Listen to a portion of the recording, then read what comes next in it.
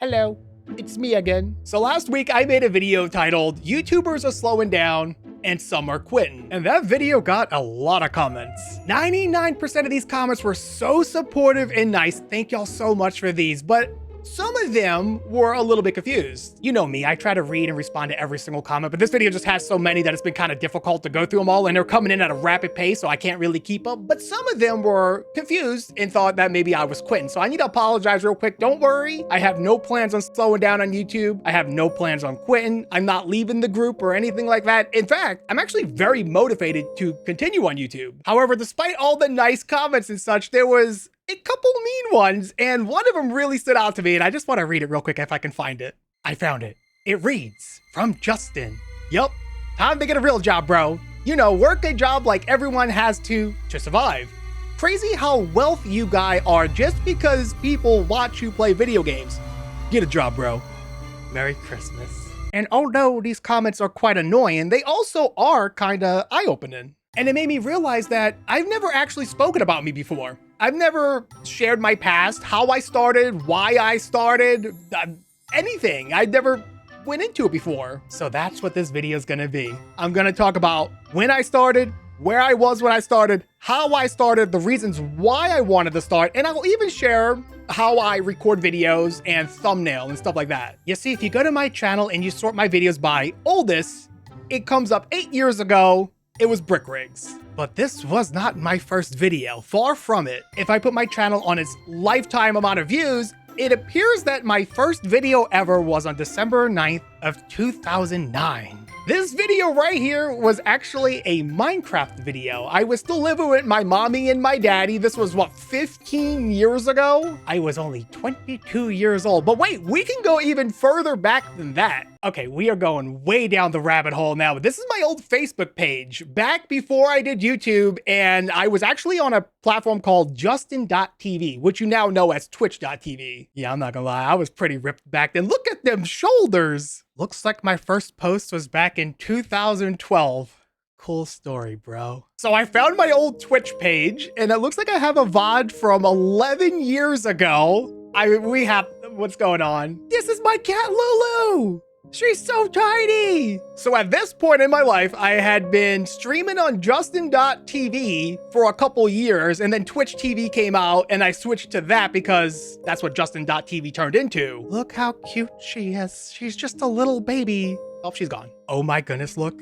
It's Dr. Mundo. If y'all been a part of the channel for a while now, you know Dr. Mundo passed away a couple years ago. He had kidney cancer, but I still keep his little paw prints right here. They go right under my monitor. If you look at the bottom of the screen, Sass Machine. That is now currently my wife. So let's go all the way back to the beginning, long before Beautiful OB ever existed. Honestly, my days were very simple. I worked at GameStop, and I would work either 5 hours a week or 40 hours a week. It really just depended when they needed me. And on my spare time, I would just stream all day. Literally 12, 13-hour streams every single day in between working at GameStop. But money was really tight back then. Time was really tight back then. So what I did was I slowed down on streaming and I got a second job. So I worked at GameStop and the Melting Pot. And then I streamed in my spare time as well. And then money was still really tight working those two jobs. So I got a third job where I worked at UPS Freight. And then eventually UPS Freight became my only job because I got promoted to like supervisor over there. And I just stayed with that company for a long time. UPS Freight kept me on a schedule working at like 2 a.m., 3 a.m. And they sometimes would keep me all the way until 11 p.m. the next night. Obviously, I can't stream if I'm stuck at work all day, so I needed to come up with a better idea. And that's where YouTube comes in. Before I was ever involved in YouTube, really, one of my favorite creators was Dragast and Matt Shea. I'm noticing there's a naked guy in his thumbnail. I don't know if YouTube would approve of this, but there it is. After work every single day, I would come home exhausted. I would plop down on the sofa covered in like warehouse grime and dirt, and I would put on Dragast and I would feel a little better about my day. But I wouldn't just watch Dragast. I would actually take notes. You see, it's no secret that even way back then, 10, 15 years ago, YouTubers were making a lot of money by posting videos. If I could learn the secrets of Dragast, I too could become a full-time YouTuber. So that's exactly what I did. I sat here and I studied Dragast, and then I studied Matt Shea, and then I studied Markiplier, and Jacksepticeye, and PewDiePie, and any YouTuber that was relevant at the time. I was all over it. This is only notebook like 1 out of 20. The truth is, this Brickrigs video is not my first video. This is like video 4000. Beautiful OB, as you know it today, was completely different way back in the day. It wasn't kid-friendly. You see, back in the day, I didn't know what to do on YouTube. Yeah, I was studying channels and trying to copy their format, but I still didn't know how to do it. Does that make sense? So I would play any game under the sun. Outlast 1, Resident Evil, This Is the Police. If it was new on Steam, I was gonna play it. And I was also doing 3 videos a day. Why would I go through all this trouble working at UPS Freight with a crazy long schedule and do 3 videos a day? It's because I really wanted to be a YouTuber. And I'll be fully transparent. This might sound completely selfish of me, but I wanted to be a YouTuber because I wanted the money. You see, after Twitch ended for me and I switched to YouTube, me and my wife were just dating at the time, but I knew I loved her. I loved her so much. So my goal was to get YouTube popular enough for me to where I can make enough money so that she would never have to work again. And my plan was to just do YouTube and keep working a job. So that's where my motivation came from. I just wanted to make sure my wife lived the happiest life she could ever live, and I would take on the brunt of the work. But that's not exactly how things panned out. So I was perusing the upcoming section on Steam where I found a game called Brickrigs, and I knew instinctively that this game was going to do amazing on YouTube. The only problem was, it wasn't coming out for another 3 months. So I went into work that day and I told my boss, hey, November?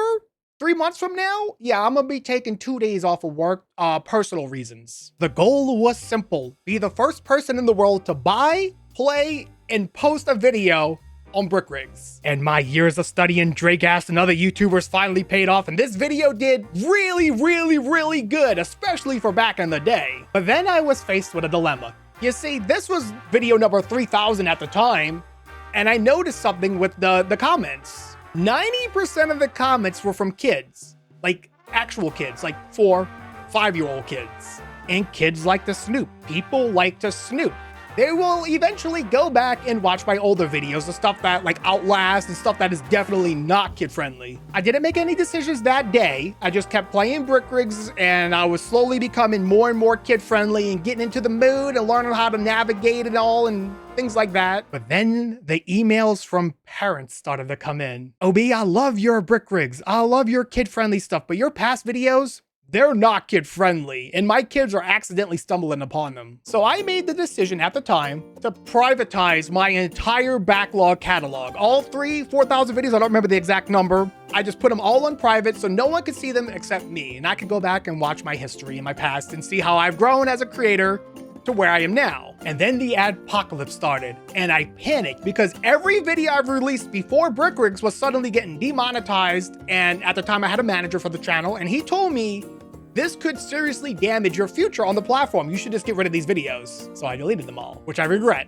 I miss them. I want to watch them from time to time again, but they're gone now. It's over. There's nothing I can do about it. You see, when Brickrigs blew up, I knew I had a golden opportunity. It was now or never. I had to make a decision in the moment, which was crazy looking back on it. I shouldn't have done this, but I told my boss at UPS, hey, I think I'm gonna quit, and I'm just gonna try to make this work. He was fully supportive of the idea. My boss was super cool. He was like, dude, go for it. If you ever want to come back, just come back. He's like, live your dreams. However, despite these videos getting like 100K, 20K, 50K, 500K down here on this Roblox video for some reason, it still wasn't good enough money. It just wasn't. So actually what I decided to do was I would do YouTube and I would work at my wife's godfather's grocery store. So I was doing YouTube and I was working at the grocery store. My boss was a complete nightmare, super unhinged, psychotic man. And then Spy Cakes came along. We started collabing. Komodo eventually joined. We all started collabing. That's how the group kind of started. We met on Reddit and we started collabing, and yeah, once the group was formed, I finally felt like I had some kind of direction on YouTube, a way I wanted to go.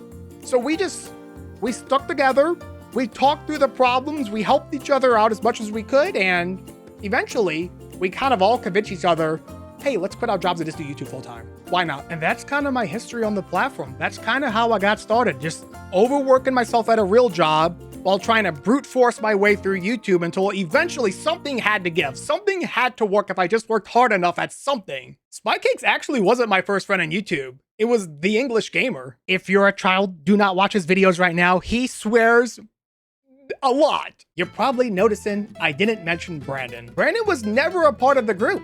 He came 4 years after we had all been playing together. He came, and I think we all collabed for 1, maybe 2 years before he said, hey, this isn't working for me.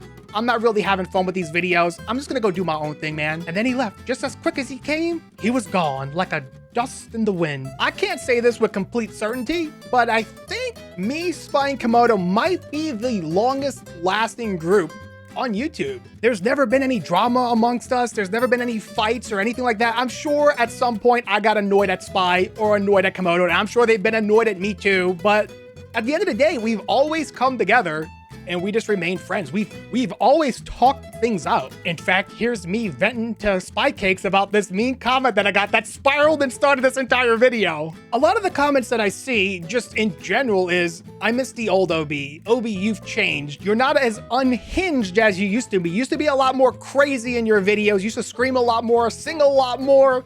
You would just be ridiculous. And I know, I have changed, but not on purpose.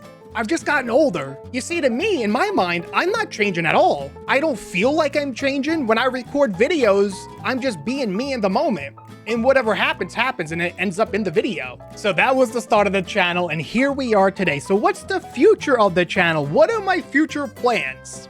Being honest, I don't have any. I don't feel like slowing down. I do not feel like quitting. I'm just here for the ride. The views can be as good as ever, or they can be as bad as ever.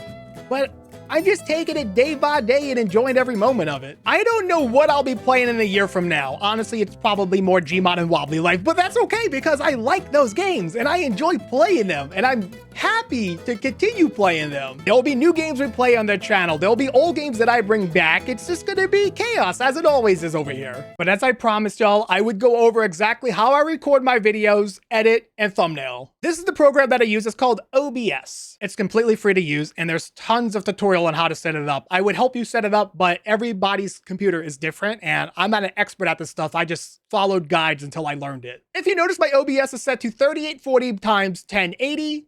That way I can have my face cam on the right side and my gameplay on the left side. And then when I go to edit it, which by the way, I use DaVinci Resolve, I can take the footage that I recorded and I can copy it, paste it, and overlay it. And then I can just drag my little self into frame here. This is a Phasmophobia video that me and Komodo are releasing or may have already released. I don't know. And then I can zoom it down and then crop the edges and then drag the gameplay footage over and boom. These red parts here are old videos that I've already deleted off my hard drive and stored on a different hard drive, but you can get an idea about how much I actually cut up the videos. All these little slices here are just zoom ins or cuts that I'm doing. For my thumbnails, it gets a little bit more complicated. I have a bunch of models that me and my brother have gone through and made for each other, and I basically import the models into Blender. We have rigged the characters up. This is obviously the baby from Who's Your Daddy, and it allows me to move him around to whatever position I want. He's holding a banana right now. After I get the baby posed exactly as I like it, I export him out and I put him in Photoshop. And then from this point onwards, it's just about taking screenshots of the game until I find something that kind of works and fits the style that I'm going for. So these 3 pictures in the background were just pictures that I took from the game, and then I added some filters to them to make them more gritty looking. Like I said at the start of the video, I have no intentions of quitting, of slowing down, or anything like that. In fact, I'm more motivated now than I've ever been. Having my second channel where I could play games completely different from my main channel, games where I could use my face cam and just try out new things, has been so motivating to me. We're also so close to 100,000 subscribers. I'm more excited for this channel to hit 100K than I am for the main channel to hit 2 million. It's like a brand new adventure, and I'm excited to see where it goes. I don't know where my main channel is going to be a year from now. I don't know where the second channel is going to be a year from now, but I'm having a great time just riding it out. Whether the views are high or the views are low, it doesn't really matter as long as we're all having fun. Thank you all so much for watching. I just got done talking and I've been going for an hour and 10 minutes. I'm sure I could cut this down to make sense. And if you're struggling with something you enjoy and you're trying to make it work, just remember my golden rule. Just take it day by day.